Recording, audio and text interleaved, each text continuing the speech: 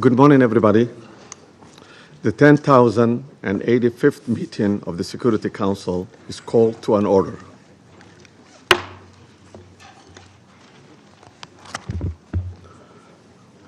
As this is the first formal meeting of the Security Council this year, I should like to extend my warm wishes on the new year to all members of the Security Council, the United Nations, and the Secretariat.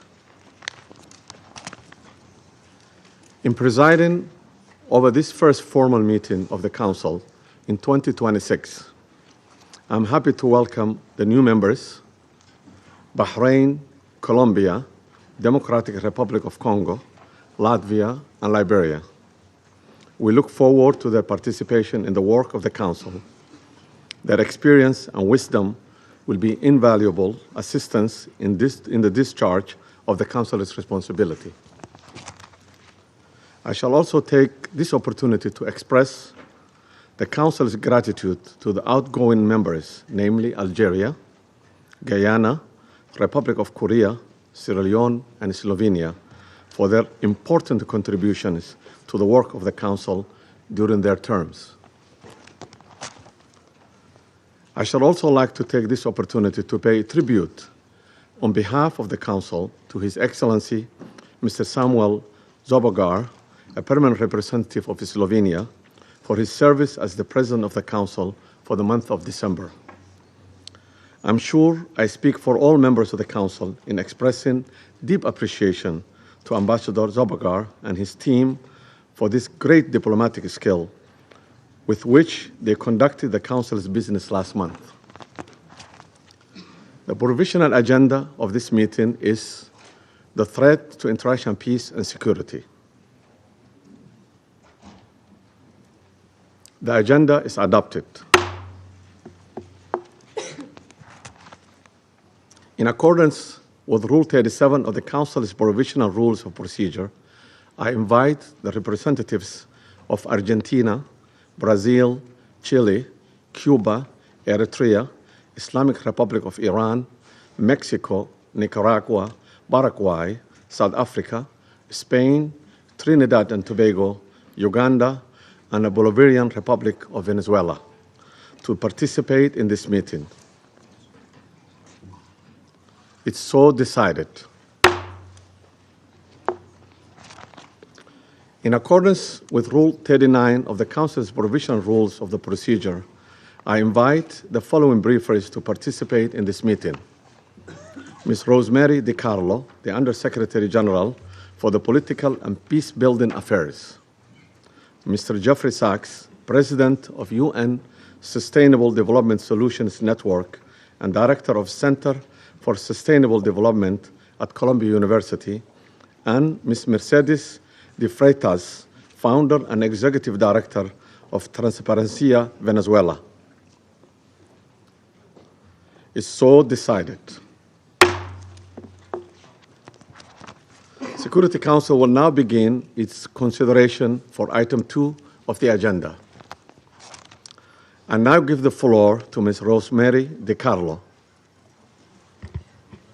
Thank you, Mr. President. Today, I'm going to deliver a statement from Secretary General Antonio Guterres, who was not able to be here this morning. Mr. President, members of the Security Council, we meet at a grave time following the 3 January United States military action in the Bolivarian Republic of Venezuela. The broad outlines of the events of Saturday have been widely reported. Early that day, U.S. forces were active across Caracas and in the northern states of Miranda, Aragua, and La Guaira. The extent of casualties resulting from these actions remains undetermined. In a statement on social media on Saturday, President Donald Trump announced the conduct of a, I quote, large-scale strike against Venezuela and its leader, President Nicolas Maduro, end quote. During a press conference on Saturday, President Trump stated, and I quote again, "We are going to run the country until such time that we can do a safe, proper, and judicious transition," end quote. The government of Venezuela has characterized the United States action as a military aggression carried out in civilian and military areas and as a flagrant violation of the Charter, posing a threat to international and regional peace and security. As we speak, President Maduro is being held in New York, accused by U.S. authorities, along with his wife, Celia Flores, of serious criminal offenses. What is less certain is the immediate future of Venezuela. I am deeply concerned about the possible intensification of the instability in the country, the potential impact on the region, and the precedent it may set for how relations between and among states are conducted.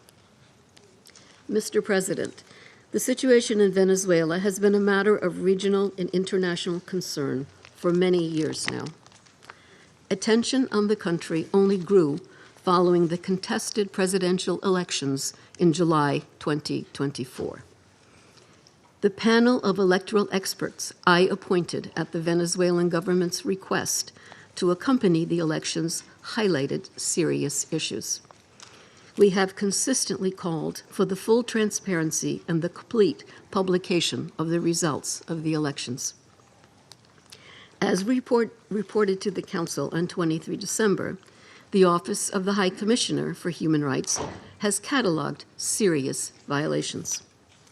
On 3 January, Venezuelan interim President Delcy Rodriguez invoked an emergency decree throughout the national territory, extending additional security powers to the government. Mr. President, the latest developments follow a period of heightened tensions beginning in mid-August, as discussed in this Council on 2 previous occasions.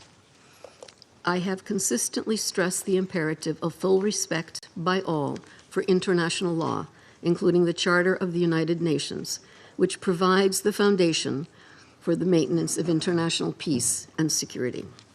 I remain deeply concerned that rules of international law have not been respected with regard to the 3 January military action. The Charter enshrines the prohibition of the threat or use of force against the territorial integrity or political independence of any state. The maintenance of international peace and security depends on the continued commitment of all member states to adhere to all the provisions of the Charter. Mr. President, Venezuela has experienced decades of internal instability and social and economic turmoil. Democracy has been undermined. Millions of its people have fled the country. The situation is critical, but it is still possible to prevent a wider and more destructive conflagration. I call on all Venezuelan actors to engage in an inclusive, democratic dialogue in which all sectors of society can determine their future. This entails the full respect of human rights, the rule of law, and the sovereign will of the Venezuelan people. I also urge Venezuela's neighbors and the international community more broadly to act in a spirit of solidarity and in adherence to the principles, laws, and rules erected to promote peaceful coexistence.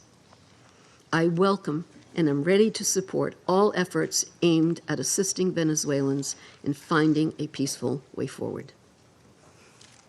Mr. President, Excellencies, in situations as confused as complex as the one we now face, it is important to stick to principles. Respect for the UN Charter and all other applicable legal frameworks to safeguard peace and security. Respect for the principles of sovereignty, political independence, and territorial integrity of states. The prohibition of the threat or use of force. The power of the law must prevail. International law contains tools to address issues such as illicit traffic in narcotics, disputes about resources, and human rights concerns. This is the route we need to take. Thank you, Mr. President. I thank Ms. DiCarlo for her briefings. I now give the floor to Mr. Jeffrey Sachs.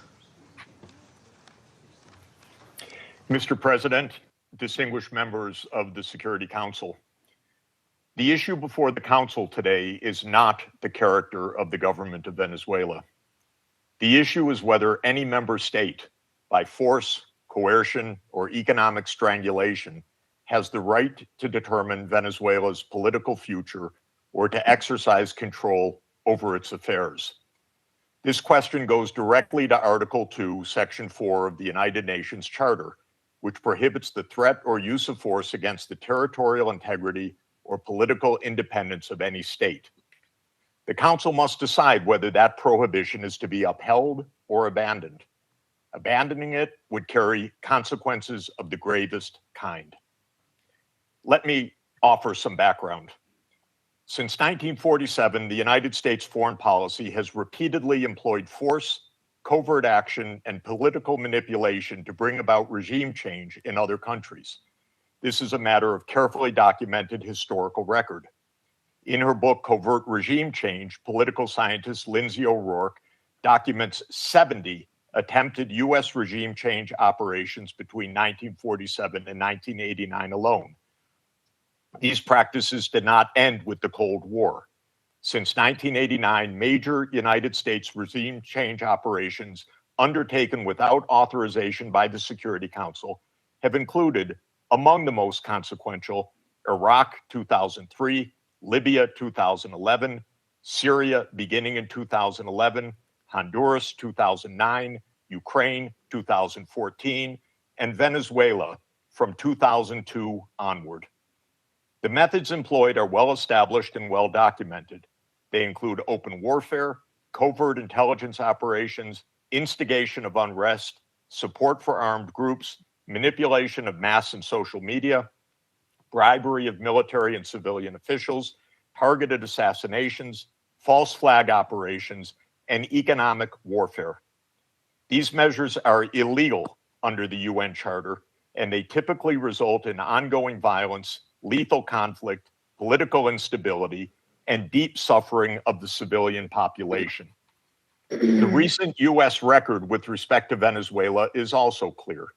In April 2002, the U.S. knew of and approved an attempted coup against the government. In the 2010s, the United States funded civil society groups actively engaged in anti-government protests. When the government cracked down on the protests, the U.S. followed with a series of sanctions. In 2015, President Barack Obama declared Venezuela to be, and I quote, an unusual and extraordinary threat to the national security and foreign policy of the United States. In 2017, at a dinner with Latin American leaders on the margin of the UN General Assembly, President Trump openly discussed the option of the U.S. invading Venezuela to overthrow the government. During 2017 to 2020, the United States imposed sweeping sanctions on the state oil company PDVSA. Oil production fell by 75% from 2016 to 2020, and the real GDP per capita declined by 62%. The UN General Assembly has repeatedly voted overwhelmingly against such unilateral coercive measures. Under international law, only the Security Council has the authority to impose such measures. On the 23rd of January 2019, the United States unilaterally recognized Mr. Juan Guaido as interim president, and a few days later froze approximately $7 billion of Venezuelan sovereign assets held abroad and gave the designated authority over certain of these assets. These actions form part of a continuous U.S. regime change effort spanning more than 2 decades. In the past year, the United States has carried out bombing operations in 7 countries, none of which were authorized by the UN Security Council, and none of which were undertaken in lawful self-defense under the Charter. The targeted countries include Iran, Iraq, Nigeria, Somalia, Syria, Yemen, and now Venezuela. In the past month, President Trump has issued direct threats against 6 UN member states, including Colombia, Denmark, Iran, Mexico, Nigeria, and of course, Venezuela. Members of the Council are not called upon to judge Nicolas Maduro. They are not called upon to assess whether the recent U.S. attack and ongoing naval quarantine results in freedom or in subjugation. Members of the Council are called upon to defend international law, and specifically the UN Charter. The realist school of international relations, articulated most brilliantly by John Mearsheimer, accurately describes the condition of international anarchy as the tragedy of great power politics. Realism is therefore a description, not a solution for peace. Its own conclusion is that anarchy leads to tragedy. In the aftermath of World War I, the League of Nations was created to end the tragedy through the application of international law. Yet the world's leading nations failed to defend international law in the 1930s, leading to renewed global war. The United Nations emerged from that catastrophe as humanity's second great effort to place international law above international anarchy. In the words of the Charter, the UN was created, quote, to save succeeding generations from the scourge of war, which twice in our lifetime has brought untold sorrow to mankind. Given that we are in the nuclear age, failure cannot be repeated. Humanity would perish. There would be no third chance. To fulfill its responsibilities under the Charter, the Security Council should immediately affirm the following actions. The United States shall immediately cease and desist from all explicit and implicit threats or use of force against Venezuela. The United States shall terminate its naval quarantine and all related coercive military measures undertaken in the absence of authorization by the UN Security Council. The United States shall immediately withdraw its military forces from within and along the perimeter of Venezuela, including intelligence, naval, air, and other forward deployed assets positioned for coercive purposes.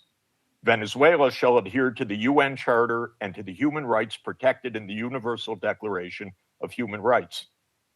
The Secretary General, I recommend, should immediately appoint a special envoy mandated to engage relevant Venezuelan and international stakeholders and to report back to the Security Council within 14 days with recommendations consistent with the Charter, and the Security Council should remain urgently seized of this matter. All member states should refrain from unilateral threats, coercive measures, or armed actions undertaken outside the authority of the UN Security Council. In closing, Mr. President and distinguished members of the Council, peace and the survival of humanity depend on whether the United Nations Charter remains a living instrument of international law or is allowed to wither into irrelevance. That is the choice before this Council today. Thank you very much. I thank Mr. Sachs for his briefings. I now give the floor to Ms. Mercedes de Freitas.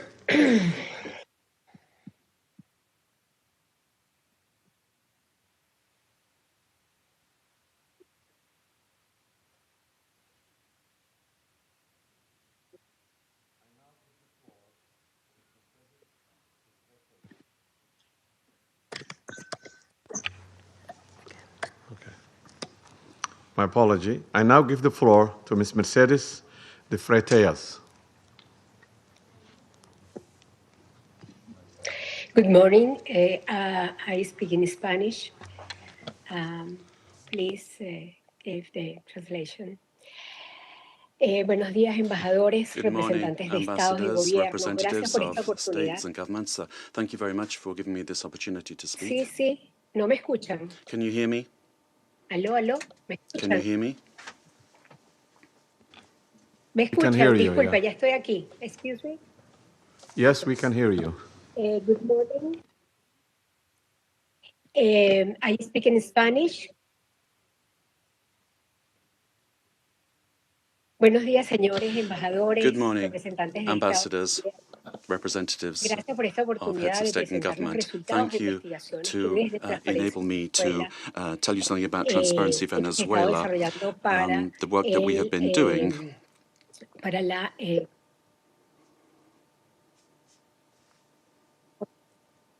okay. He organizado We have organized la información que voy a presentar I've en 5 puntos. I've organized some information I'm going to put forward to you in 5 points. ¿Cómo puedo bajar el volumen?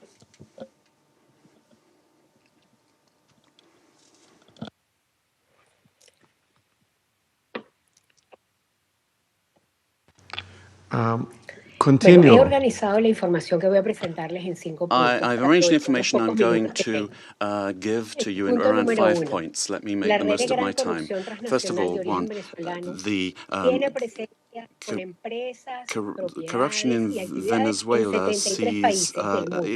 is seen in 73 countries of the world. We have organized, we've seen hundreds of cases that we have documented over the years, more than 500, 600 cases in various countries.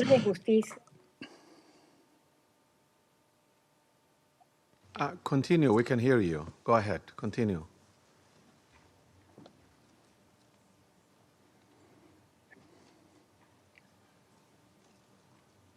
Can you hear us? We can hear you. Can you hear us? Solo en los sistemas de justicia de 30 países We looked at the justice se systems of procesaron 30 countries, 172 casos de and gran corrupción, 172 cases donde el were 60% dealt de with for ellos corruption, suman más de and 72 mil millones more de than dólares. $72 trillion were involved. Esos 72 millones de dólares que $1 están million comprometidos were son involved. dinero público venezolano. This was public Nicolás Venezuelan Maduro money. y su Nicolas familia Maduro and his son el family. cobre de la red. Y el puente estructural The interpreter cannot hear y the donde speaker. Petróleos de Venezuela ha sido el instrumento central, involucrada directa e indirectamente en el 90% It de was a los casos system de that was corrupción involved in que hemos 90% identificado. of the corruption Punto número cases. 2. Point number Las 2. organizaciones criminales nacionales The y national internacionales criminal tienen una organizations. relación simbiótica con la administración de Nicolás Maduro. The interpreter cannot hear the speech to provide sufficient interpretation. I Para apologize. facilitar, soportar, impulsar, proteger y dirigir las operaciones ilícitas.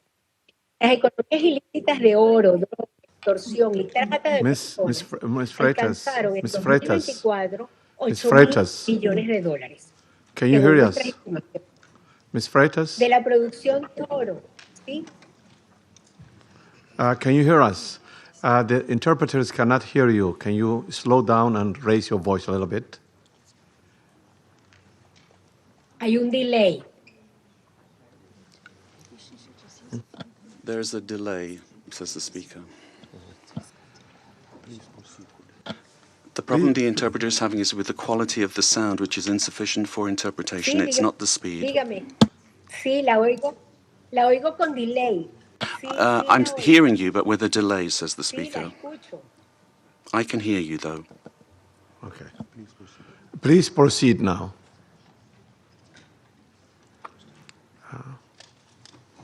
Okay, perfecto. Very well. El punto número 2. Las organizaciones criminales nacionales e internacionales national and international criminal organizations tienen una relación simbiótica con la have a symbiotic relationship with the regime of Nicolas Maduro, sharing capacity, using the state structures to facilitate their work and to protect illicit operations. In gold, for example, drugs, extortion, and human trafficking. And according to our estimates, this accounts for about $8 billion. Gold, for example, only 20% is reported to the National Treasury. The rest goes to private accounts where there are members and allies with the government. This mining industry has exploited so many people using national parks and also the Amazon area. And then to launder the money from corruption, the network has money laundering structures that are very sophisticated. And since 2021, they've been involved in this work. 3, great corruption has led to a decrease in the income of the state and therefore public expenditure, and therefore affecting the quality of basic services. The current economy is in crisis. There's no money either to service the debt. Que tiene a Venezuela en cesación de pagos selectivos, en un default técnico. And Venezuela has been in technical default since 2017. We owe more than $15 million. 4, Venezuelans have had to learn to live with just a few hours of electricity per day in very many parts of the country. And we've learned to protect ourselves from daily extortion from the armed Colombian groups or the organized crime groups, but also elements of the state. So many families only have one meal per day, below the calories that they need, affecting their nutrition, which is getting worse day by day. Humanitarian programs are not sufficient.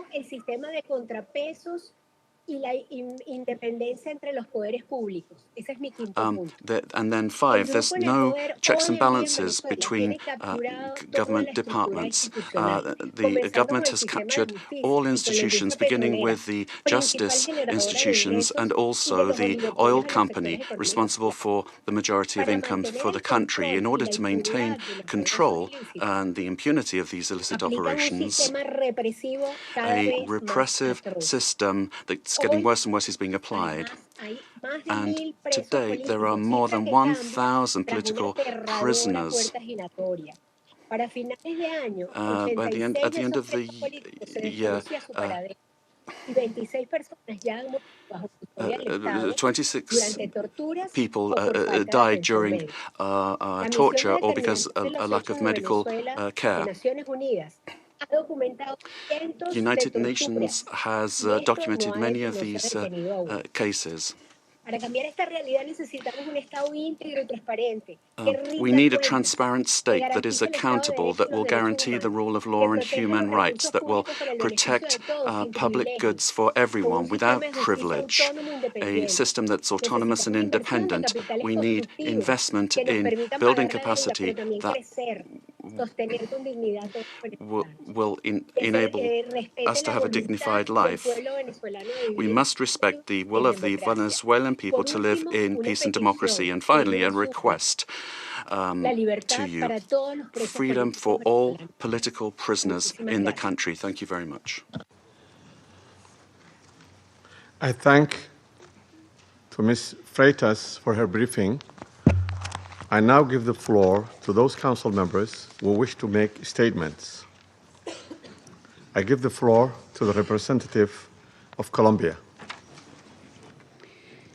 Señor Presidente, Mr. President, Colombia would like to thank Somalia in your quality as President of the Security Council for having quickly responded to our request to convene this emergency meeting, as well as thanking China and Russia for their support for holding of this meeting. And we wish you, Mr. President, una exitosa gestión durante este mes de enero, a successful month delicado managing the work of the Council at a particularly delicate time for international peace and security. I'd also like to thank Under-Secretary General for Political Affairs and Peace Building of the United Nations and the invited briefers. We thank them all for their briefings. This is the first time Colombia is taking the floor in the Security Council as a non-permanent member for the period 2026-2027. Colombia is taking on this responsibility with a deep sense of duty, and we are going to do this from the first day, defending international law and the purposes and principles enshrined in the United Nations Charter. International peace and security, the peaceful settlement of disputes, the prohibition of the use of force, sovereign equality, respect for the territorial integrity and political independence of all states. Colombia condemns categorically the events that occurred in the early morning of the 3rd of January in Venezuela, where we saw multiple explosions and air activity over Caracas and other areas of the country as part of a military attack carried out by the United States, which included bombings of civilian and military infrastructure, creating panic amongst the population. All of this represents clear violations of the sovereignty, political independence, and the territorial integrity of Venezuela. There is no justification whatsoever under any circumstances for the unilateral use of force to commit an act of aggression.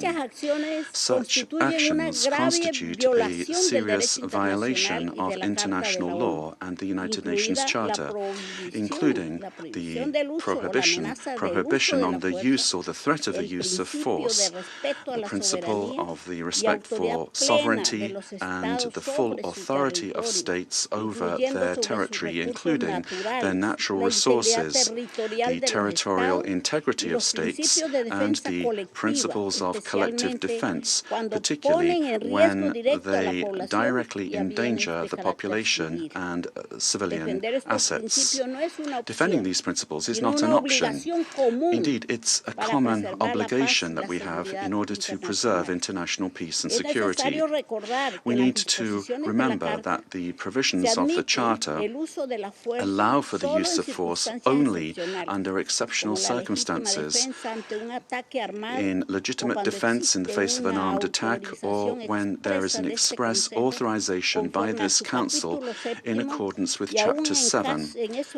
And even in those cases, This does not amount to assuming political control of another state. In this regard, we reject any unilateral military action, any act that could worsen the situation or endanger the civilian population, and we would call for a de-escalation and non-resort to the use of force, which endangers people finding themselves in this delicate situation. They must be the absolute priority.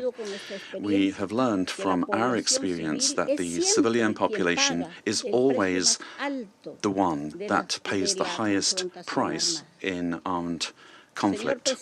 Mr. President, Latin America and the Caribbean have proclaimed themselves to be a zone of peace, and this collective commitment and will of our region must be respected. Unilateral action that is contrary to international law endangers regional stability, increases insecurity, and worsens the already complex conditions being faced by the civilian population, with devastating effects that will transcend the sovereign borders of Venezuela to have a direct impact on countries of the region, such as Colombia. In order to act preventively, Colombia has engaged in measures to protect the civilian population and preserve the stability of the border, addressing the possible needs of the population, particularly the migrant population, in coordination with local authorities. Colombia has been and will continue to be show solidarity in receiving the Venezuelan people who, given the uncertainty created by these attacks, this may lead to a massive outflow of migration, which will require significant efforts in terms of resources and capacities to provide the necessary support and assistance to those areas affected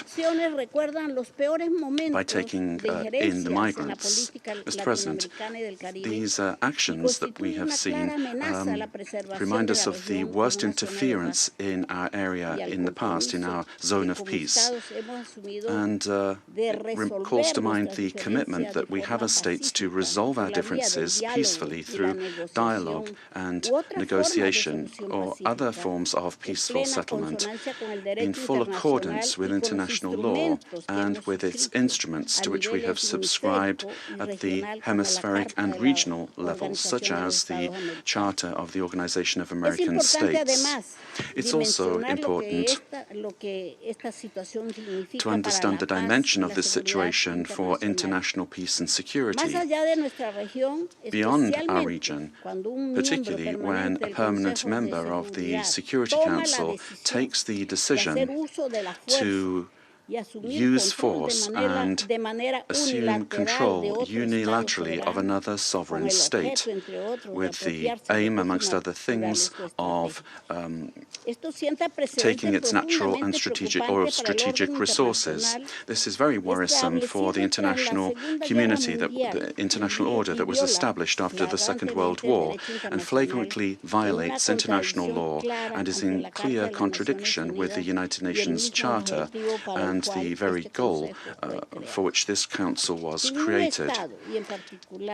If a country, and particularly a country that is a permanent member of this council, disregards international law that we designed in San Francisco, what then is the role of this council, and where are the foundations for international peace and security?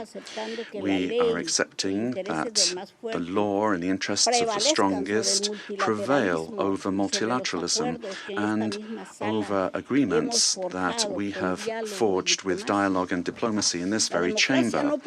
Democracy cannot be promoted or defended through violence or coercion, and it cannot be superseded either by economic interests. Democracy can only be built and sustained through respect for the will of peoples, the reaffirmation of the rule of law through political dialogue and peaceful and inclusive processes. Venezuela deserves to live in peace, in democracy, prosperity, and dignity, with a government that is defined in sovereignty by no one else than the Venezuelan people and their institutions. This is why Colombia has reiterated its call to open up paths for democracy in Venezuela through specific popular decisions being taken.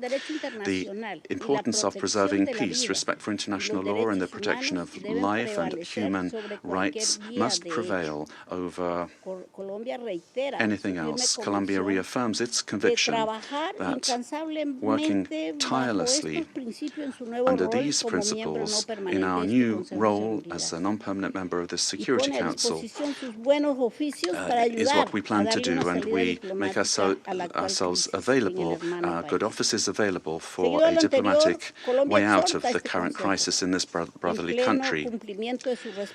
We will meet our responsibility, primary responsibility, to maintain international peace and security. And given the seriousness of the events, we will continue to pay attention to this issue. And we'd also like to thank the Secretary General of the United Nations for providing his good offices to defend the purposes and principles of the United Nations Charter, to activate channels for mediation available to him and facilitate dialogue with the parties concerned, looking in the search for alternatives that will make it possible to find a way out of the situation led by Venezuelans themselves and provide assistance to Venezuelans that need this. In conclusion, we'd urge the parties to exercise maximum caution and restraint, to de-escalate tensions, and to follow dialogue and diplomatic channels, and develop mechanisms to avoid continued flagrant violations of international law. This will require the help of the United Nations and of regional organizations. Thank you very much, Mr. President. I thank the representative of Colombia for her statement, and now give the floor to the representative of Russian Federation. Mr. President, first and foremost, we wish to congratulate you on your accession to the presidency of the Security Council.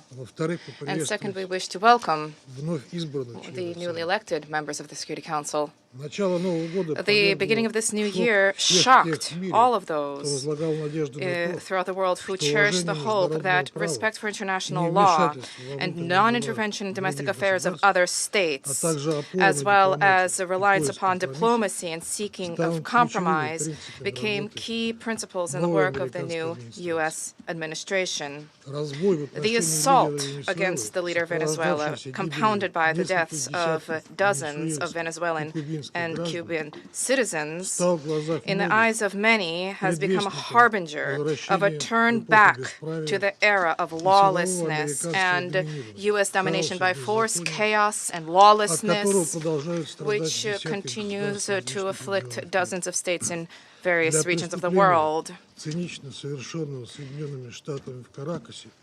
There is no and can be no justification for the crimes cynically perpetrated by the United States in Caracas. We firmly condemn the U.S. act of armed aggression against Venezuela in breach of all international legal norms. In connection with the confirmed reports about the presence of the abducted president of Venezuela, Nicolas Maduro, and his spouse in the United States, today, as we are aware, they are in New York, we call upon, corrects the Speaker, the U.S. leadership to immediately release the legitimately elected president of an independent state and his spouse. Any problems existing or conflict between the United States and Venezuela need to be resolved through dialogue. And this is precisely what is enshrined in the UN Charter, for purposes and the principles of which a number of states in recent years have begun to apply selectively, depending upon the political landscape. Today, we are reaping the consequences of their recklessness and selectivity in matters related to respect for the norms of international law, which were linked to the so-called rules-based world order. Here is your rules-based world order in all of its glory, which is horrifying even the staunchest Atlanticists. Mr. President, we extend our firm solidarity with the people of Venezuela in the face of the external aggression. We firmly support and completely support the policy of the Bolivarian government, which is geared towards protection of their national interests and the sovereignty of the country. Washington's aggressive acts have already been condemned by many states and multilateral associations, including the Non-Aligned Movement, the African Union, as well as a group of friends in defense of the Charter of the United Nations. We hope that the international banditry will immediately be met with objective and comprehensive assessment at the international legal level with United Nations, universal mechanisms, and other multilateral formats being brought to bear.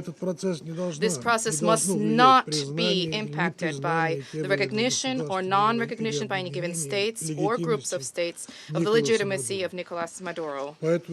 For this reason, unintelligible murmurings and attempts to avoid principled assessments by those who, in other circumstances, froth at the mouth and demand that others respect the UN Charter, today seem particularly hypocritical and unseemly. We hope you will recognize this, and we hope that you will abandon double standards and that you will not attempt to justify such an egregious act of aggression due to a fear of angering the American global gendarme, which is attempting to once again rear its head. We are particularly appalled by the unparalleled cynicism with which Washington did not even attempt to conceal the true aims of its criminal operation, namely the establishment of unbridled control over Venezuela's natural resources and the assertion of their hegemonical ambitions in Latin America. In this way, Washington is generating fresh momentum for neocolonialism and for imperialism, which were repeatedly, decisively condemned and repudiated by the peoples of this region and by the global South as a whole. Distinguished colleagues, under these circumstances, it is exceedingly important for the entire international community to unite and to definitively reject the methods and tools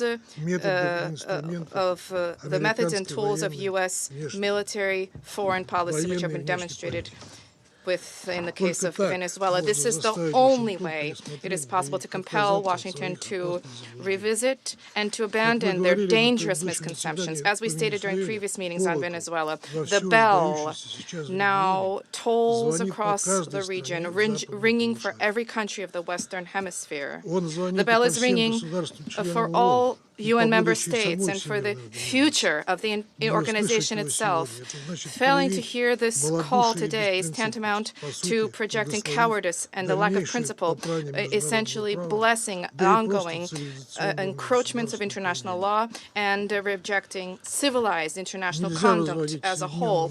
We cannot allow the United States to proclaim itself as some kind of a supreme judge which alone bears the right to invade any country, to label culprits, to hand down and to enforce punishments, irrespective of notions of international law, sovereignty, and non-intervention. Is this the world we sought to attain as we marked the 80th anniversary of the adoption of the Charter of the United Nations, when we all signed on to the relevant Security Council presidential statement? Is this the aim of United Nations reform, which we all advocate? Or has the United Nations and Security Council thereof, do they no longer exist? And is there need now to seek from Washington a patent to rule, so to speak? And is the self-determination of every person's and their right to determine their future worthless? These are the questions that we all must address today. And if this response is sincere, if it is principled, then perhaps the U.S. leadership, too, which openly is asserting intention to run another country for the benefit of the United States, they will perhaps glance at their own constitution, their constitution of the United States, which begins with the words, "We the people of the United States," and will begin, in fact, to recognize the sovereignty of other states rather than deposing inconvenient regimes. Thank you. I thank the representative of Russian Federation and now give the floor to the representative of China.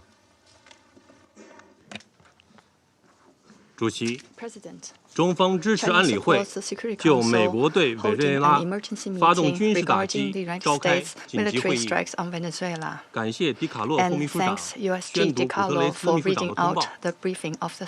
我认真听取了通报人的发言，欢迎委内瑞拉常驻代表和其他国家代表出席会议。1月3日，美国悍然对委内瑞拉发动大规模军事打击，强行控制委内瑞拉总统马杜罗 seized Venezuelan President Nicolas Maduro and his wife and took them out of the country.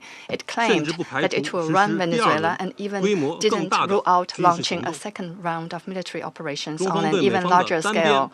China is deeply shocked by and strongly condemns the unilateral, illegal, and bullying acts of the U.S. For some time now, the international community has repeatedly expressed grave concern over the U.S. sanctions, blockade, and threats of force against Venezuela. The Council convened 2 emergency meetings, during which Secretary General Guterres, many Council members, and countries in the region and beyond unanimously called for abiding by the UN Charter and the international law, maintaining calm and restraint, resolving disputes peacefully, de-escalating tensions, and safeguarding regional stability. However, as a permanent member of the Council, the U.S. has disregarded the grave concerns of the international community, wantonly trampled upon Venezuela's sovereignty, security, and legitimate rights and interests, and seriously violated the principles of sovereign equality, non-interference in internal affairs, peaceful settlement of international disputes, and the prohibition of the use of force in international relations. These principles constitute the fundamental tenets of the UN Charter and form the cornerstone of maintaining international peace and security. The U.S. has placed its own power above multilateralism and military action above diplomatic efforts, posing a grave threat to peace and security in Latin America and the Caribbean, and indeed internationally. China firmly opposes this, and the international community has also expressed widespread grave concern and strong condemnation. We urge the U.S. to heed the overwhelming voice of the international community, abide by international law and the purposes and principles of the UN Charter, cease infringing upon the sovereignty and security of other countries, stop toppling the government of Venezuela, and return to the path of political solutions through dialogue and negotiations. We call on the U.S. to ensure the personal safety of President Maduro and his wife and to release them at once. We support the Council in fulfilling its primary responsibility to maintain international peace and security, and we support all efforts by the UN Secretary General, regional countries, and organizations that contribute to promoting dialogue and de-escalating the situation. President, the lessons of history are a stark warning. Military means are not the solution to problems, and the indiscriminate use of force will only lead to greater crisis. The U.S. bypassed the Council to launch military operations against Iraq, blatantly attacked Iran's nuclear facilities, and imposed economic sanctions, military strikes, and even armed occupations on multiple countries in Latin America and the Caribbean. These actions have caused persistent conflict, instability, and immense suffering for the ordinary people. Did these actions bring peace and stability? Did they bring development and prosperity? The international community sees this clearly. Venezuela is an independent sovereign state with every right to defend its sovereignty and national dignity. Countries in Latin America and the Caribbean are important forces in maintaining world peace and stability and promoting global development and prosperity, and they have every right to independently choose their development paths and partners. No country can act as the world's police, nor can any state presume to 中 be 方 the 坚定支持 international 委内 judge. 瑞拉政府 China 和人 firmly 民 supports the 维护 government 主 and 权、 people of 安全 Venezuela 和 in 正当权益， safeguarding their sovereignty, 坚定支 security, 持地区 and 国家 legitimate 维 rights 护 and 拉美 interests. 和加勒 We 比地 firmly 区 support the 和平 regional 区地位， countries in upholding the status of 要求 Latin 美方 America 改 and the 弦更张， Caribbean as a 停止 zone 霸 of 凌胁迫行 peace. 径， We 同 demand 地 that 区 the 国 United 家 States 在 change 相 its 互尊 course, 重、 cease its 平等相 bullying 待、 and coercive 互不干涉内政的 practices, 基础 and 上， develop relations 发 and 展关系， cooperation with regional 开展合 countries 作。 on the basis of mutual respect, equality, and 中方愿同地 non-interference 区 in 国家 international 和国际 affairs. 社会一道， China stands ready to 加 work 强 with the 团结 regional 合作， countries and the international 坚持 community to 公平正 strengthen 义， solidarity and 共同维 cooperation, 护拉美和 uphold 加勒比地 fairness 区 and 的 justice, 和平 and jointly 与稳定。 safeguard peace and stability in Latin America and the Caribbean. 谢谢主席。 I thank you, President. I thank the representative of China for the statement and now give the floor to the representative of Liberia. Thank you, Mr. President. I have the honor to deliver this statement on behalf of the A3 members, namely the Democratic Republic of Congo, Somalia, and my own country, Liberia. We thank the presidency for promptly convening this important meeting. We congratulate Somalia on assuming the presidency of the Security Council this month and warmly welcome all new members. The A3 appreciates USG DiCarlo's comprehensive briefing and listened carefully to the remarks offered by civil society representatives. We also welcome the representative of Venezuela and the representatives of the region to this meeting. Mr. President, the A3 aligns itself with the recent communique of the African Union on the situation in the Bolivarian Republic of Venezuela and continues to monitor developments there with deep concerns. In particular, we note reports regarding the detention of President Nicolas Maduro and his wife and incidents involving Venezuelan institutions. Such developments present serious challenges not only to Venezuela's internal stability, but also underscore the imperative to safeguard the broader peace and security of the region.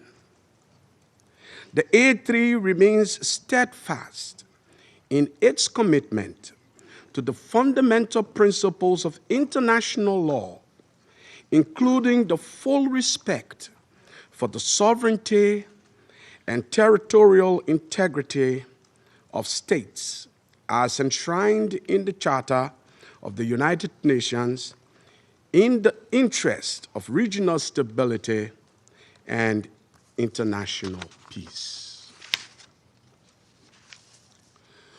We believe these are essential foundations for international cooperation and peaceful coexistence.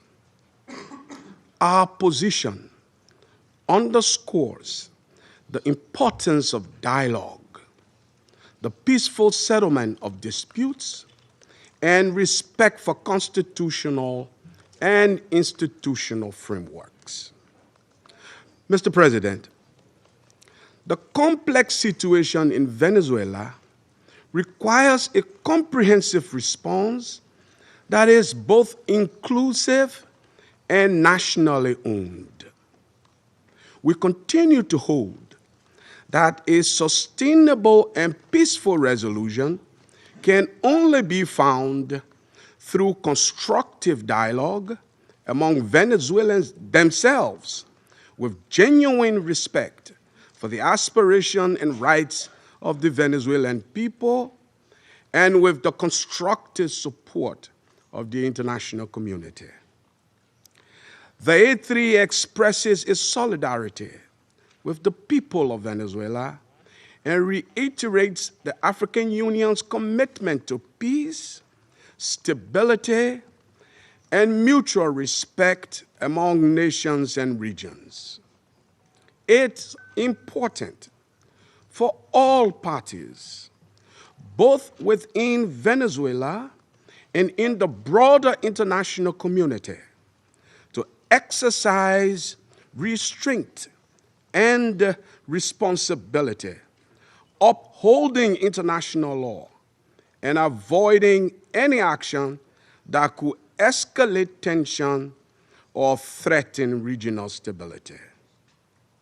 The A3 stands ready to support all efforts within this Council and in cooperation with regional partners to facilitate a peaceful, inclusive, and lasting resolution to the situation in Venezuela. I thank you. I thank the representative of Liberia for the statement and now give the floor to the representative of the United States. Mr. President, thank you for chairing. And I particularly want to thank you, Ms. de Freitas, for your briefing. And I'll point out that Mr. Freitas is in exile, having fled the regime. Thank you for your courage, and thank you for shedding a light on the true atrocities of the illegitimate Maduro regime. This past weekend, colleagues, the United States successfully carried out a surgical law enforcement operation facilitated by the U.S. military against two indicted fugitives of American justice, narco-terrorist Nicolas Maduro and Celia Flores. Colleagues, Nicolas Maduro is responsible for attacks on the people of the United States, for destabilizing the Western Hemisphere, and illegitimately repressing the people of Venezuela. As Secretary Rubio has said, there is no war against Venezuela or its people. We are not occupying a country. This was a law enforcement operation in furtherance of lawful indictments that have existed for decades. The United States arrested a narco-trafficker who is now going to stand trial in the United States in accordance with the rule of law for the crimes he's committed against our people for 15 years. A similar action was taken in 1989 against Manuel Noriega. He was arrested, indicted, convicted in a court of law, served in prison in the United States and in Panama, and the Panamanian people, the American people, are safer for it. And undeniably, the region was more stable.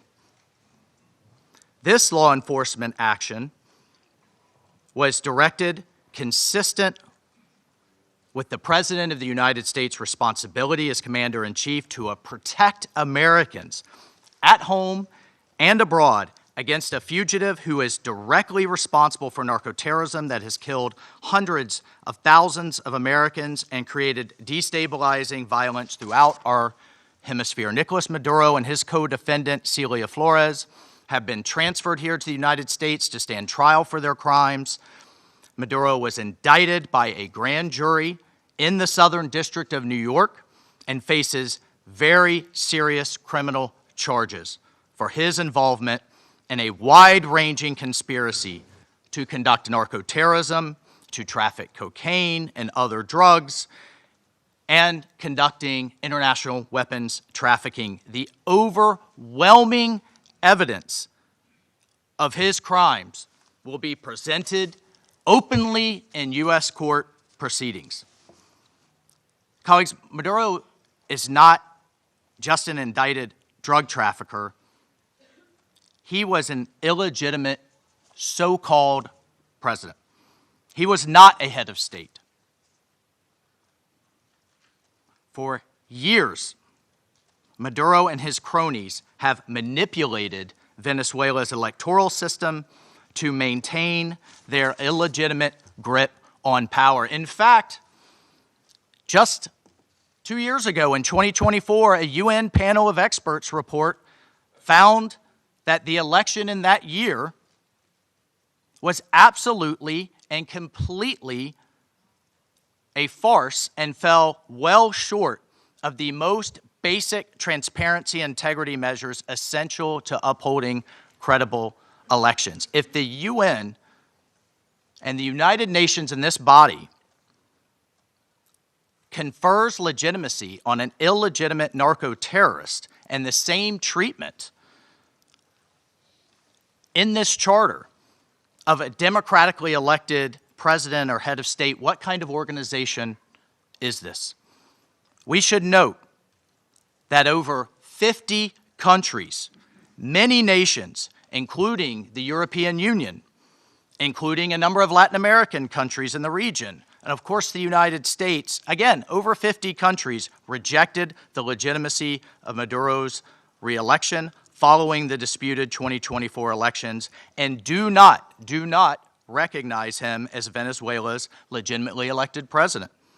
Maduro unlawfully refused to peacefully cede power after the Venezuelan people voted him out of office in the 2024 election. So therefore, Maduro was a fugitive from justice. He is the head of a vicious foreign terrorist organization, Cartel de los Soles.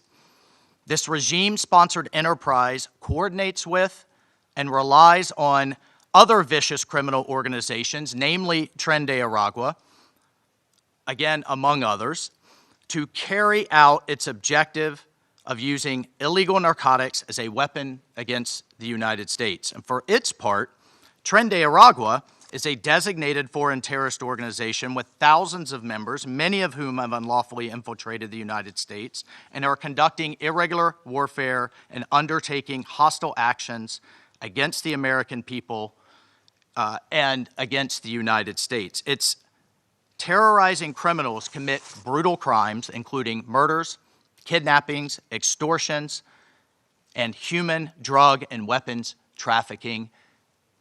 This administration, President Trump, will not stand for it. In fact, in March of 2025, President Trump declared that Tren de Aragua quote, Tren de Aragua is undertaking hostile actions and conducting irregular warfare against the territory of the United States, both directly and at the direction, clandestine or otherwise, of the Maduro regime in Venezuela. Maduro and his cronies have partnered with some of the most violent and prolific drug traffickers and narco-terrorists in the world for decades, facilitating the flood of illegal drugs coming in the United States, estimated to be several hundred tons annually. He has become rich, incredibly wealthy, off the misery of untold numbers of Americans, Venezuelans, and others, aiding and abetting international terrorist organizations like Hezbollah, coordinating with corrupt Iranian officials, and other malign actors to influence not only the region, but to malignly influence the United States. In fact, in its own 2025 World Drug Report, the United Nations Office on Drugs and Crime identified Venezuela as a key trafficking route in the Western Hemisphere for illegal drugs, predominantly cocaine, entering the United States and increasingly Europe. As Secretary Rubio stated just yesterday, this is the Western Hemisphere. This is where we live. And we're not going to allow the Western Hemisphere to be used as a base of operation for our nation's adversaries and competitors and rivals of the United States. You can't turn Venezuela into the operating hub for Iran, for Hezbollah, for gangs, for Cuban intelligence agents, and other malign actors that control that country. You cannot continue to have the largest energy reserves in the world under the control of adversaries of the United States, under the control of illegitimate leaders, and not benefiting the people of Venezuela, and stolen by a handful of oligarchs inside of Venezuela. But it doesn't stop there. Numerous UN and international human rights organizations have issued reports documenting serious human rights abuses by the Maduro regime, including reports of extrajudicial killings, political prisoners, torture, and arbitrary and unlawful detentions. In fact, over 8 million Venezuelans have fled the country, destabilizing their neighbors in the region and creating the world's largest refugee crisis. Members of this council, colleagues, the United States wants a better future for Venezuela. We believe a better future for the people of Venezuela and for the people of the region and the world is stabilizing the region and making the neighborhood that we live in a much better and safer place. And this is why millions of Venezuelans that have fled this brutal regime are celebrating and cheering around the world as this body pontificates, including those celebrating are including in my home state of Florida, where hundreds of thousands of Venezuelans have fled this regime's brutality. I want to reiterate, President Trump gave diplomacy a chance. He offered Maduro multiple off-ramps. He tried to de-escalate. Maduro refused to take them. President Trump made it clear that the narco-terrorism must stop, and yet it continued. The United States will not waver in our actions to protect Americans from the scourge of narco-terrorism and seeks peace, liberty, and justice for the great people of Venezuela. I thank you, Mr. President. I thank the representative of the United States and now give the floor to the representative of Panama. Gracias, señor presidente. Thank you, Mr. President. Extendemos la más cordial bienvenida I'd like to extend a warm welcome to the representatives of Bahrain, Colombia, Liberia, Latvia, and the Democratic Republic of Congo, and who have joined the Security Council as elected members and who are joining us today in the chamber. And we congratulate Somalia on assuming the presidency of the Security Council this month. I'd like to thank the Secretary General for Political Affairs, Rosemarie DiCarlo, for her detailed report representing Secretary General Antonio Guterres. She's briefed us on the situation under discussion today. We're also very grateful for the very valuable presentations by Mr. Jeffrey Sachs and Ms. Mercedes de Freitas. In this context, the Republic of Panama would like to refer to the situation that has taken place in the territory of the Bolivarian Republic of Venezuela, which is of concern due to its possible impact on peace and regional stability. However, in the light of the unfortunate reality of the facts that we've seen, we now need to turn our attention constructively towards the future of Venezuela. However, it's important to point out that in terms of a constant principle of our foreign policy, Panama would like to reiterate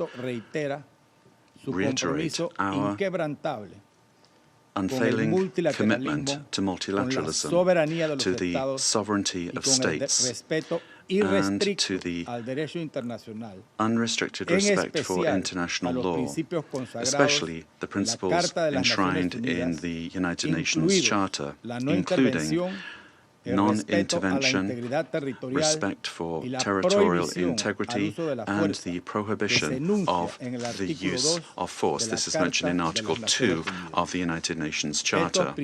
These principles are, and they continue to be, the indispensable framework for the peaceful coexistence between nations. Panama also believes it's necessary to highlight that the situation Venezuela is facing is unfolding in an environment marked by the disregard for the will of its people, as well as by a sustained erosion of democratic institutions. In this regard, Panama reiterates that it does not and will not recognize the authoritarian and illegitimate regime that has held Venezuelan men and women hostage, plunged them into one of the gravest political, social, humanitarian, and security crises in our region. Unfortunately, we have witnessed how the situation has gradually deteriorated under the regime, especially over the last year, with increased systemic erosion of democracy, the hollowing out of institutions, and the rise of authoritarian and repressive practices, which have contributed to an unfortunate outcome and therefore cannot be ignored by the international community. In particular, it is essential to call for the unconditional release of persons detained for political reasons. Many of them have been deprived of their liberty merely for raising their voices in a context in which dissent is not tolerated. From this moment on, we must demand that all political prisoners that the regime continues to hold hostage, Venezuelans and foreigners alike, be released without delay. Their physical well-being and safety must be guaranteed. Likewise, freedom of expression and the unequivocal respect for human rights must be immediately ensured. In this context, Panama underscores that its position does not stem solely from a principled democratic solidarity, but also from direct impact.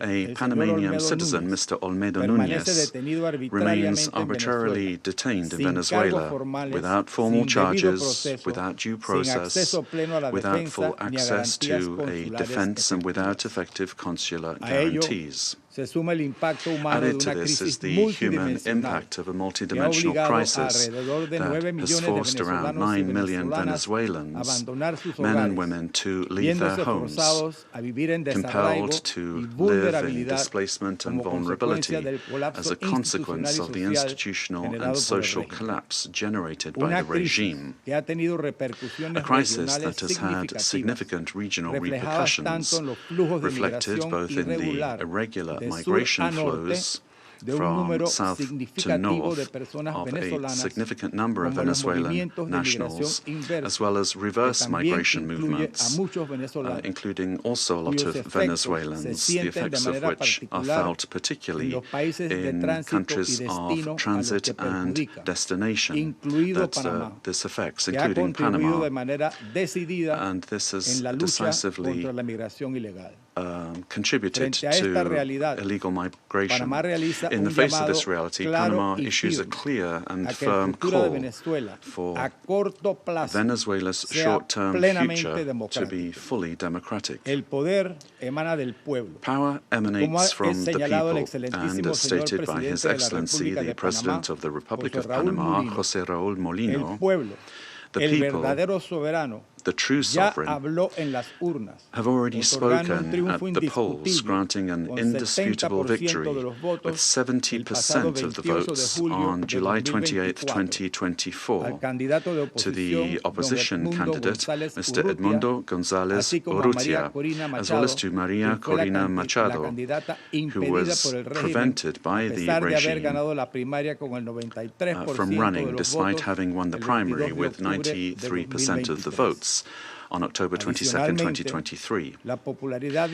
Additionally, the popularity of both has increased in recent months, including among police and military sectors. The elected government has the teams and work programs ready to be implemented immediately, guaranteeing an orderly transition that provides the rule of law, respect for human rights, and confidence. In line with this commitment, Panama proudly safeguards the electoral records that reliably certify said victory as testimony to the inalienable right of the Venezuelan people to determine their own political destiny.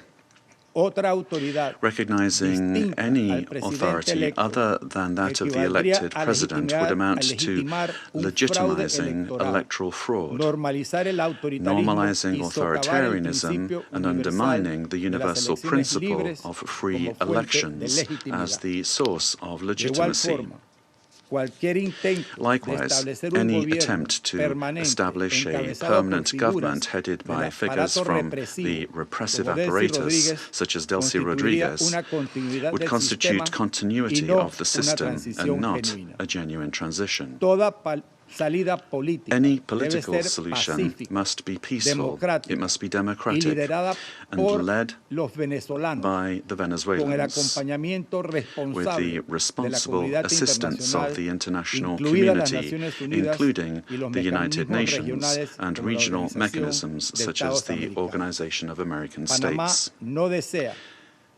Panama does not wish and would like to avoid a scenario in which Venezuela's reality simply evolves into a change from one crisis to another, one crisis replacing another. There can be no genuine transition with Madurismo if it remains. Or if we have the same power structures preserved under new names. Any arrangement that keeps figures associated with the repressive apparatus at the center of governance would, in practice, constitute continuity of the system and not a real transition.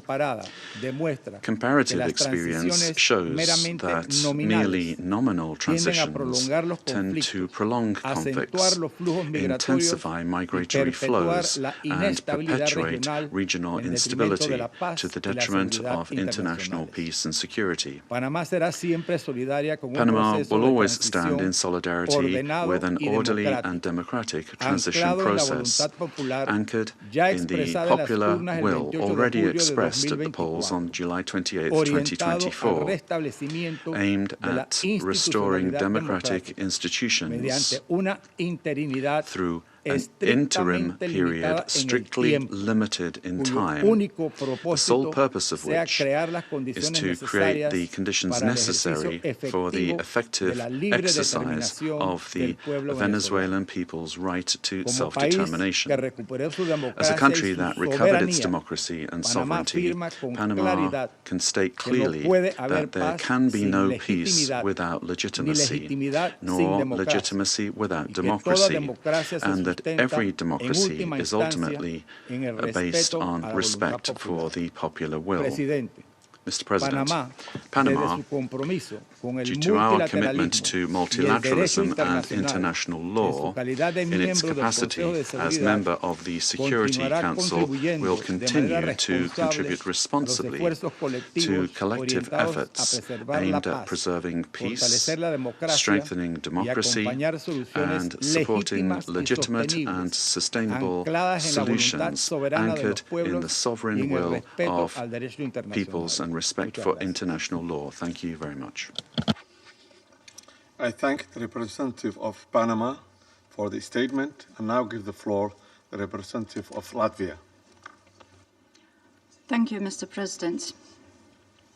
At the outset, I would like to congratulate Somalia on assuming the presidency of the United Nations Security Council in January and wish you all success.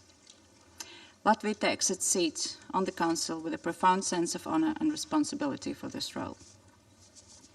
And let me thank Under-Secretary General Rosemarie DiCarlo for today's briefing on behalf of the Secretary General, and I thank the invited briefers. The Security Council bears primary responsibility for the global efforts to uphold peace, security, and rule of law worldwide.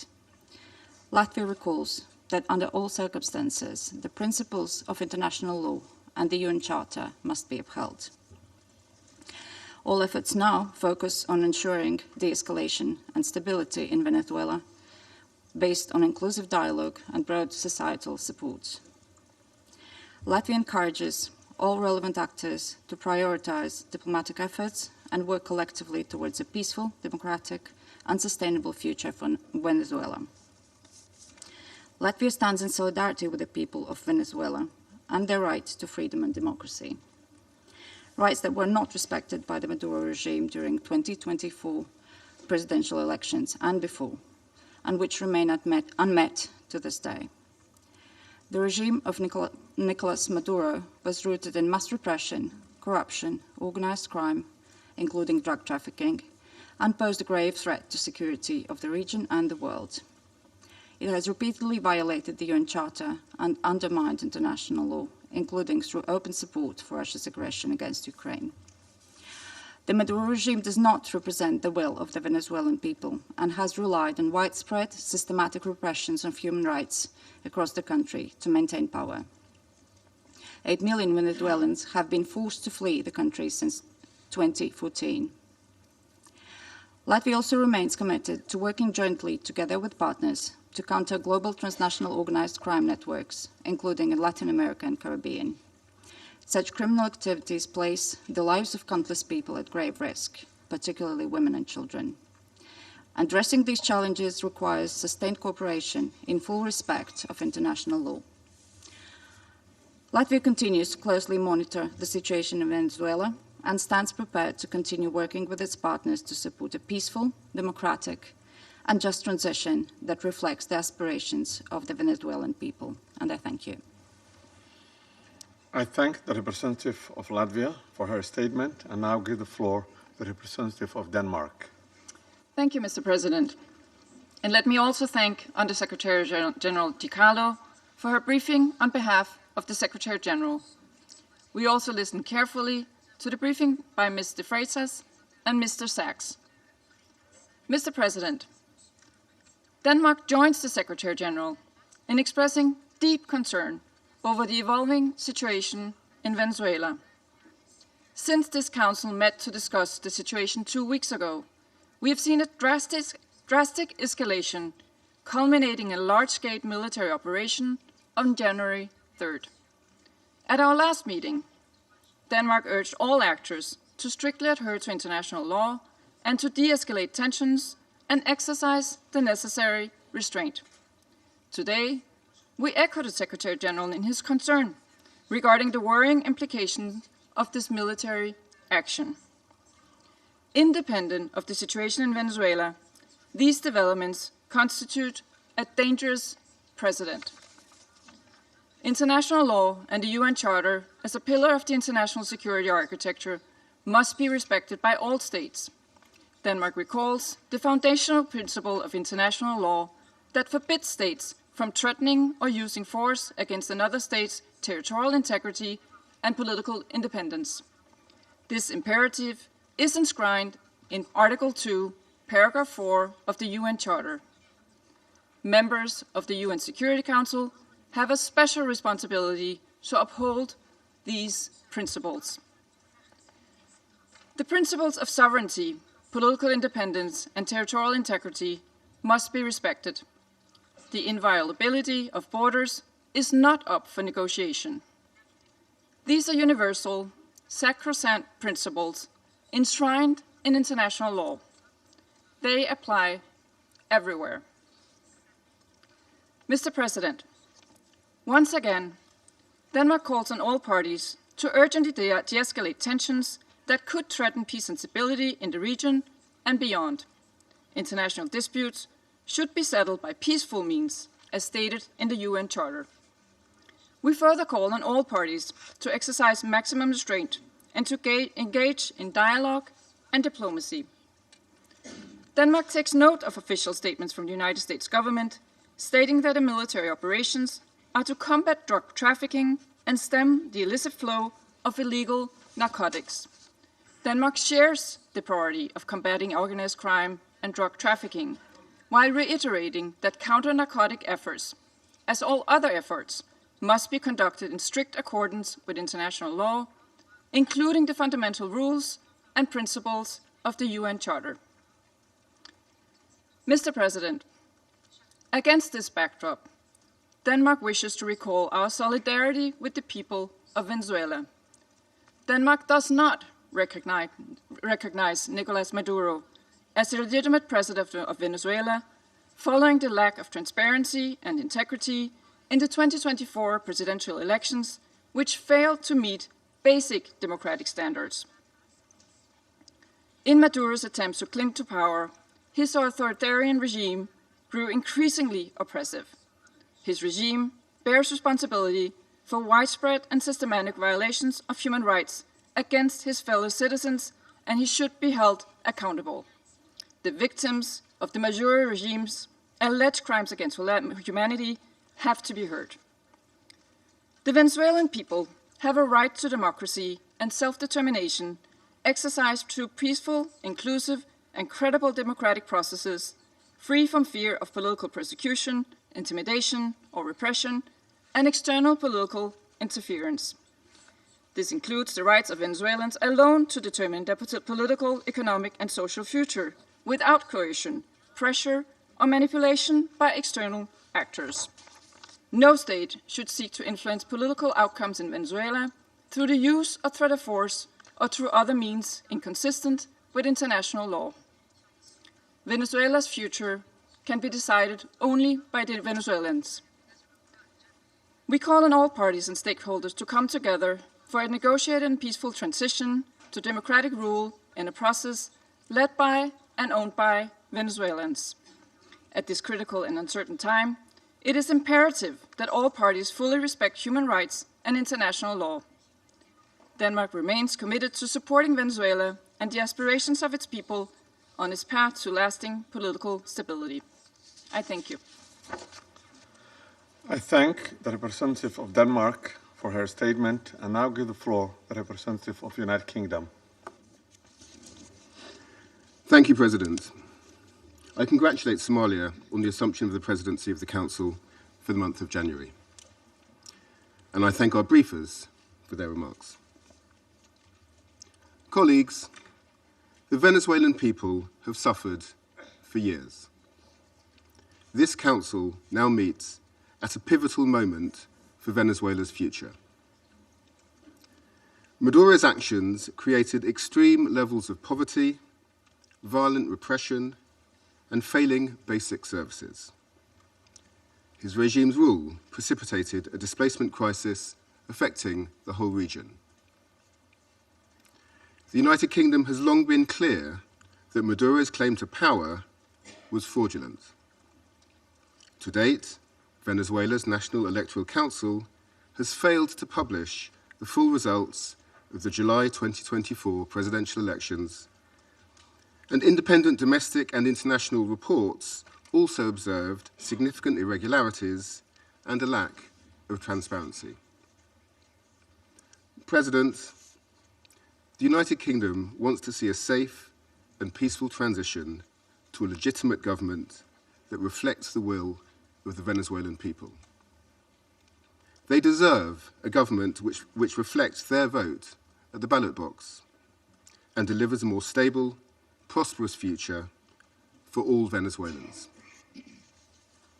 Finally, President, the United Kingdom reaffirms its commitment to international law and the principles enshrined in the Charter of the United Nations. These foundations are essential for maintaining global peace, security, and the rule of law. I thank you. I thank the representative of the United Kingdom for his statement and now give the floor to the representative of France. Merci, Monsieur le Président. Thank you, Mr. President. Je voudrais d'abord vous féliciter pour votre présidence du Conseil de sécurité au mois de janvier. Je voudrais également remercier Madame Rosemary DiCarlo de nous avoir transmis les éléments du secrétaire général des Nations Unies au sujet du dernier développement intervenu au Venezuela. Monsieur le Président, la France est restée solidaire du peuple vénézuélien dans la crise qu'il traverse depuis de trop nombreuses années, et en particulier depuis l'été 2024. Le 28 juillet 2024, le peuple vénézuélien a exercé son droit de vote de façon pacifique pour déterminer l'avenir de son pays. Son droit à choisir ses dirigeants lui a néanmoins été confisqué par Nicolas Maduro. Le processus électoral avait été marqué par de nombreuses irrégularités et le décompte final des voix par une absence flagrante de transparence. lack of transparency. Face à l'aspiration démocratique du peuple vénézuélien, Nicolas Maduro has systematically responded with the repression of dissident voices, of members of the opposition and of civil society, as well as with numerous arbitrary detentions. France has always expressed itself with clarity about the fact that these practices are unacceptable and that respect for human rights must be upheld. Mr. President, the military operation which has led to the capture of Nicolas Maduro runs counter to the principle of peaceful dispute resolution and runs counter to the principle of non-use of force. The proliferation of violations of the Charter of the United Nations and the violations of international law by states vested with responsibility as permanent members of the Security Council chips away at the very foundation of the international order. Contravening the principles of the Charter, including the principle of respect for independence and territorial integrity of states, undermines the foundation of the United Nations and weakens international peace and security. France remains faithful and committed to respect for the Charter of the United Nations and of the principle of peaceful dispute resolution. We have an obligation to uphold these principles at all times and in all places. Respect for these principles is indispensable. Mr. President, France wishes to reiterate our commitment to respect for the will of the Venezuelan people. The transition which is currently being opened up for Venezuela needs to be peaceful and democratic and carried out in a manner which respects the choice of the Venezuelan people, a sovereign people. This transition must be led by and for the Venezuelans. France stands ready, alongside states in the region and our partners at the European Union, to uphold dialogue with a view to the restoration of the free, democratic expression in Venezuela. We stand ready to support regional stability. This also needs to be the role of the Security Council. Thank you. I thank the representative of France for the statement and now give the floor to the representative of Bahrain. Mr. President, I wish to take this opportunity to congratulate first and foremost the Federal Republic of Somalia on its presidency of the Security Council during this month of January. We wish you every success. We also wish to take this opportunity to thank delegations whose mandate at the Council ended, namely Algeria, Guyana, the Republic of Korea, Sierra Leone, as well as Slovenia. We wish to thank them for their significant contributions to the attainment of the goals and the mission of the Council. I also wish to thank Madam Rosemary DiCarlo, Undersecretary General for Political and Peacebuilding Affairs, for her valuable briefing related to the latest developments which have taken place in the Bolivarian Republic of Venezuela, and I wish to thank other briefers as well.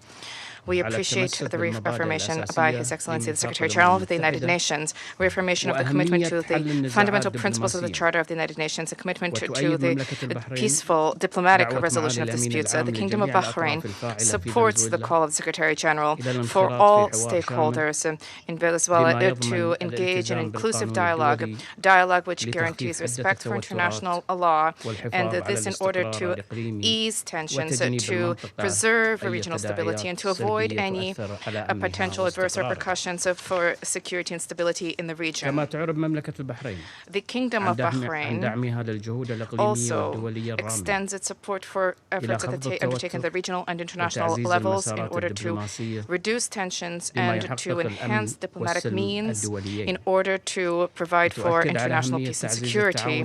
The Kingdom stresses the importance of the promotion of international cooperation in order to support all regional and international efforts which are geared towards combating international organized crime, trafficking in drugs, as well as scourges which are related to this. This undermines the stability of societies, undermines achievement of sustainable development. Therefore, these issues need to be dealt with in accordance with international relevant conventions.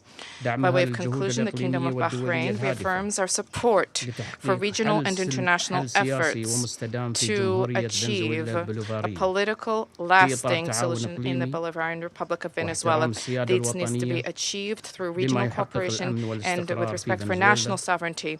The goal is to provide for security and stability in Venezuela, to avoid risks of conflict and division, to protect civil peace, and to contribute to the preservation of regional security and stability, as well as international peace and security. Thank you, Mr. President.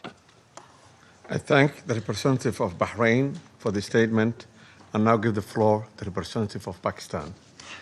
Thank you, Mr. President. Allow me to begin by congratulating Somalia this month and assuring you of my delegation's full support and cooperation. We welcome the new members joining the Council. I thank Undersecretary General Rosemary DiCarlo for reading out the remarks of the Secretary General and the valuable briefing. We also take note of the views shared by Mr. Jeffrey Sachs and Ms. Mercedes de Freitas. I welcome the participation of the permanent representative of Venezuela alongside the representatives of other countries from the region and beyond in the meeting. Mr. President, Pakistan views the recent developments in Venezuela with profound concern. In a world already beset by multiple crises, escalating tensions and instability in the Caribbean do not augur well for regional and international peace and security. The UN Charter enjoins us to refrain from the threat or use of force against the territorial integrity or political independence of any state. The UN Charter also binds member states to sovereign equality, non-interference in the internal affairs of others, and settlement of international disputes by peaceful means. Unilateral military action contravenes these sacrosanct principles and the doctrine of sovereign immunity. Such actions set dangerous precedents that risk eroding the foundations of the global legal framework.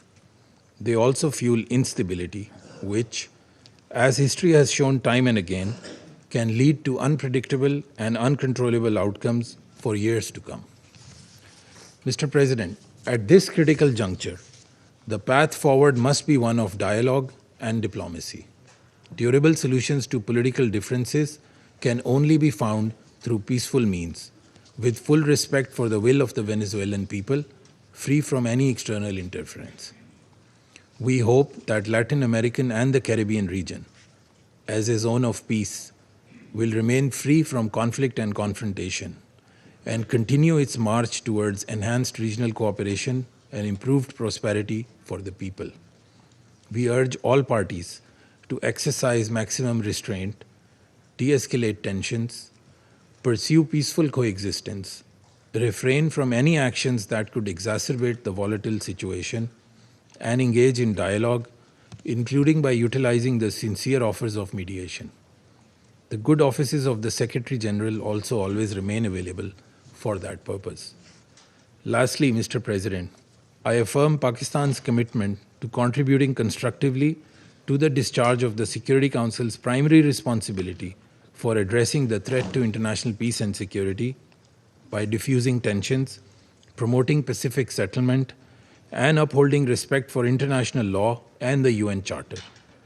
Peace and stability of Venezuela and the welfare and prosperity of its people, with full ownership, must be the overriding objective of all efforts. I thank you.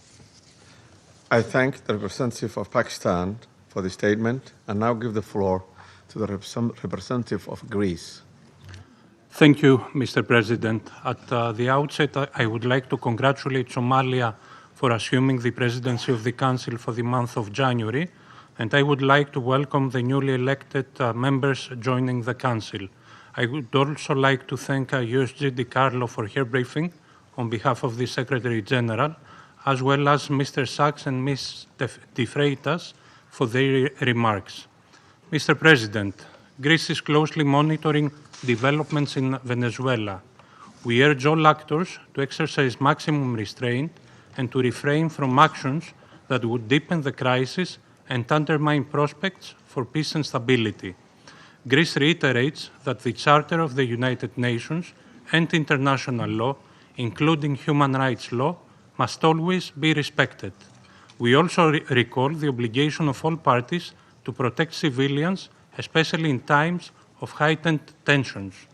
Greece shares the priority of combating transnational organized crime and drug trafficking, which pose a significant security threat worldwide. We reiterate that these challenges should be addressed through sustained cooperation in full respect of international law. Mr. President, Greece firmly believes that dialogue and diplomacy are the only viable tools for a peaceful transition and a sustainable resolution of the crisis. We join the Secretary General in encouraging all actors in Venezuela to engage in inclusive and meaningful dialogue in full respect of human rights, democratic principles, and the rule of law. We have long been clear that Nicolas Maduro's and illegitimate president's claim to power lacks legitimacy. Greece has not recognized the results of the rigged elections of July 28, 2024, and has always supported initiatives aimed at achieving a democratic solution for Venezuela. We stand firmly with the people of Venezuela in their pursuit of a democratic future, and we express the hope that the recent events will lead to this effect. The voices of all Venezuelans need to be heard, and they deserve governance that reflects their will through peaceful and inclusive processes.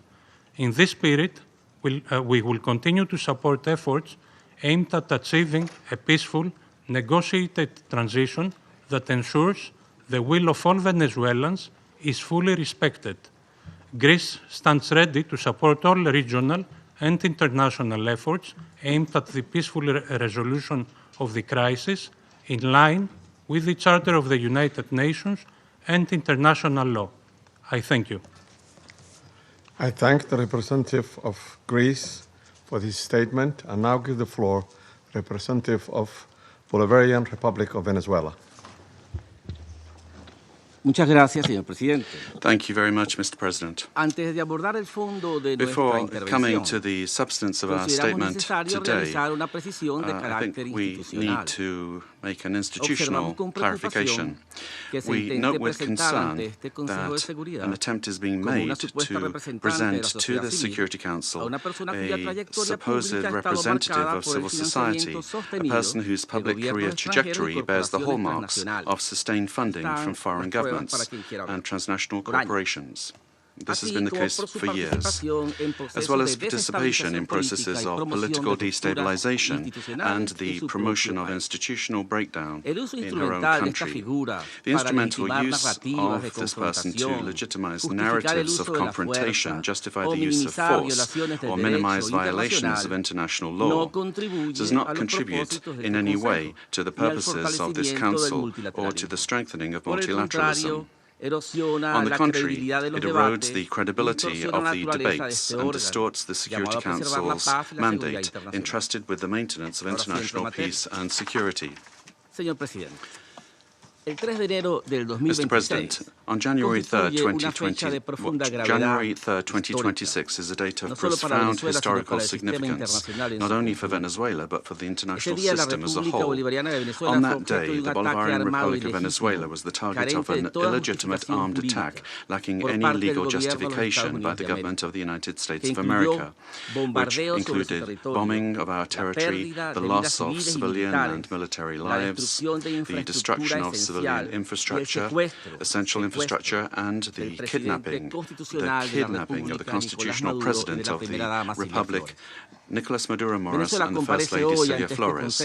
Venezuela comes before this Council today with a deep conviction that international peace can only be sustained if international law is respected without exception, without double standards, and without selective interpretations. The events of January 3rd constitute a flagrant violation of the UN Charter, perpetrated by the U.S. government, in particular, the violation of the principle of sovereign equality of states, of the absolute prohibition of the use or threat of use of force against the territorial integrity or political independence of any state, as enshrined in Article 2, Paragraph 4.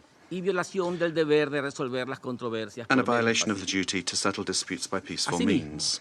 Similarly, these acts also seriously violate the Geneva Conventions and its protocols, as indiscriminate attacks were carried out against the civilian population and assets. International human rights law has also been violated, particularly the right to life, personal integrity, and security.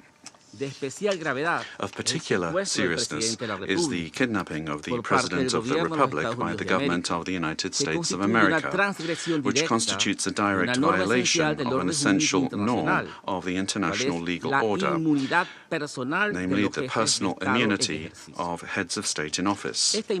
This immunity is not an individual privilege. It is an institutional guarantee that protects the sovereignty of states and the stability of the international system. Its disregard not only affects Venezuela, but also sets an extremely dangerous precedent for all states represented in this chamber, regardless of their size, power, or alliances. Mr. President, General Assembly Resolution 3314 clearly defines as an act of aggression the bombing of the territory of one state by the armed forces of another state, as well as the invasion or occupation, even without formal annexation. The events we are denouncing here unequivocally fit this definition. In 2004, the International Court of Justice affirmed that occupation exists when a state exercises effective control, even without formal annexation or the continuous presence of troops. Security Council Resolution 242, for its part, emphasizes that the acquisition of territory by force is inadmissible, while General Assembly Resolution 2625 establishes that the territory of a state shall not be subject to military occupation as a result of the use of force in contravention of the UN Charter.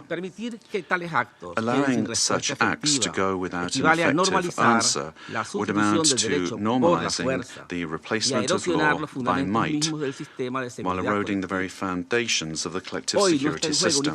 Today, it is not only Venezuela's sovereignty that is at stake, the credibility of international law, the authority of this organization, and the validity of the principle that no state can set itself up as a judge, party, and executor of the world order are also at stake.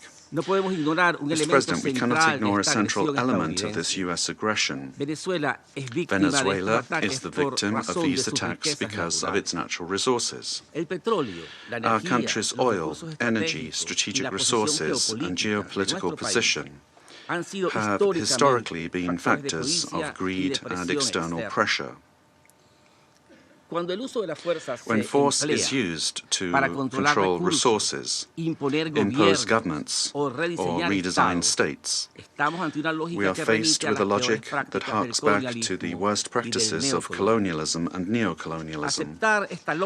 Accepting such a logic would mean to open the door to a deeply unstable world in which countries with greater military capacities can decide by force the political and economic destinies of other states. This scenario not only threatens Venezuela, it threatens international peace and security as a whole. If the kidnapping of a head of state, the bombing of a sovereign country, and the open threat of further armed action are tolerated or downplayed, the message sent to the world is a devastating one, namely that the law is optional and that force is the true arbiter of international relations. Venezuela firmly believes in diplomacy, dialogue, and peaceful coexistence among nations. That has always been our historical position, and it remains so today, even in the face of an aggression of this magnitude. It is precisely that commitment to peace, the one that was violated on the 3rd of January. Therefore, Venezuela urges the Security Council to fully assume its responsibility and to act in accordance with the mandate conferred upon it by the Charter of the United Nations. In that regard, we request, A, that the government of the United States of America be demanded to fully respect the immunities of President Nicolas Maduro and First Lady Celia Flores, as well as their immediate release and safe return to Venezuela. 2, that the use of force against the Bolivarian Republic of Venezuela be clearly and unequivocally condemned. Thirdly, that the principle of non-acquisition of territory or resources by force be reaffirmed. And 4, that measures aimed at de-escalation, the protection of the civilian population, and the restoration of international law be adopted. Mr. President, in spite of the seriousness of the events, Venezuela would like to inform this body and the international community that its institutions are functioning normally, that constitutional order has been preserved, and that the state exercises effective control over all of its territory. In accordance with our Constitution, Executive Vice President Delcy Rodriguez is being sworn in as acting President of the Republic, thereby guaranteeing institutional continuity, stability, and internal peace. We wish to convey a message of serenity, confidence, and hope to the Venezuelan people. Venezuela is a nation that believes in peace, work, and dignity. Our commitment is to diplomacy and law, and the law is firm and unwavering. We defend our sovereignty without renouncing our values. We bet on dialogue without accepting imposition. We believe in a future of coexistence, development, and mutual respect among nations. We trust that the Security Council will rise to the historic moment facing humanity and choose the path of legality, collective responsibility, and peace. Thank you very much, Mr. President. I thank the representative of the Bolivarian Republic of Venezuela and now give the floor to the representative of Argentina. Buenos días y muchas gracias, good morning, señor presidente. And thank you very much, Mr. President. Señor presidente, Mr. President, el gobierno de la República the Argentina government of the Argentine valora la Republic decisión y la values the determinación decision demostrada por and el determination presidente de Estados demonstrated Unidos by the President su of the gobierno United States en of las America recientes and by acciones his government adoptadas en in the Venezuela, recent actions que taken in derivaron en la Venezuela captura del that dictador resulted in the Nicolás Maduro, capture of the líder dictator del Nicolas Cartel de los Maduro, Soles, leader of the declarada como Cartel of the organización Suns, terrorista por el gobierno argentino en declared a 2025, terrorist organization mismo año by en el que la Argentina República in Argentina declaró 2025, también the same year in which organización terrorista al Argentina Tren de also Aragua. declared the Tren de Aragua a La terrorist República Argentina organization. confía The que estos Argentine Republic acontecimientos trusts that representen these events un avance represent decisivo a contra el decisive narcoterrorismo step que afecta a la forward región against y al mismo narco-terrorism tiempo that affects the abren una region, etapa and que at the same permita al time pueblo open venezolano a recuperar stage that will allow plenamente the la Venezuelan democracia, people to fully el imperio recover de la ley democracy, y the el rule of respeto law, de los derechos and respect humanos, for human de rights, conformidad in con los accordance with the principios del derecho principles of internacional, international y law, pongan fin a la and put an opresión end to the ejercida durante oppression años por exercised el for régimen years by the autoritario que authoritarian hundió regime al pueblo de that venezolano en plunged la the pobreza Venezuelan y people que into obligó a poverty que 8 and millones de forced 8 venezolanos million tuvieran que Venezuelans escapar de su to país. have to flee their country. Señor presidente, Mr. President, el régimen the ilegítimo de Nicolás illegitimate Maduro regime of no Nicolas solamente ha Maduro has not constituido una only amenaza constituted directa a para los direct ciudadanos threat to venezolanos Venezuelan por la citizens violación through the sistemática de los derechos systematic humanos, violation of la human apropiación de rights, los the recursos del país appropriation of the y la country's destrucción de las resources, and instituciones the destruction democráticas, of democratic sino también institutions, para toda la but región, also to al the entire liderar y region exportar sus by redes de leading and narcotráfico exporting y its crimen networks organizado. of drug trafficking and organized crime. Desde la asunción del presidente Since Javier the Milei, la inauguration of Argentina ha President sido Javier clara y Milei, consistente Argentina en has su been clear and posicionamiento frente a consistent in esta its position situación. regarding this Hemos situation. denunciado sin We have ambigüedades la falta de unequivocally denounced libertades the lack of y las graves freedoms and the violaciones a los serious derechos humanos human rights y hemos violations, contribuido and we have activamente actively con contributed determinación y with determination and responsabilidad a los responsibility esfuerzos to internacionales international efforts orientados aimed at the al return retorno of de la democracy democracia en in Venezuela. Venezuela. En marzo de In March 2024, 2024, cuando otros when optaron others por la inacción opted o la for inaction ambigüedad, or la ambiguity, Argentina otorgó asilo Argentina diplomático a granted 6 líderes diplomatic opositores asylum to venezolanos, 6 Venezuelan asumiendo un opposition enorme leaders, desafío assuming para an nuestra enormous representación challenge en for our Caracas. representation in Caracas. Posteriormente, tras Subsequently, denunciar el carácter after fraudulento del denouncing the resultado fraudulent anunciado nature of the en las result elecciones del announced 28 in de the julio de 28 2024, July y 2024 reconocer a elections, Edmundo González and Urrutia como recognizing Edmundo presidente electo, González la Argentina Urrutia fue as expulsada de president-elect, Venezuela. Argentina Nuestra was embajada, expelled from donde Venezuela. permanecían los Our embassy, asilados, where the asylum fue seekers objeto remained, de un was subject asedio to a permanente. permanent siege. Despite these pressures, the Argentine Republic maintained its unwavering conviction to continue denouncing the situation in Venezuela and to act in every available international forum so that Venezuela could once again embrace freedom and democracy.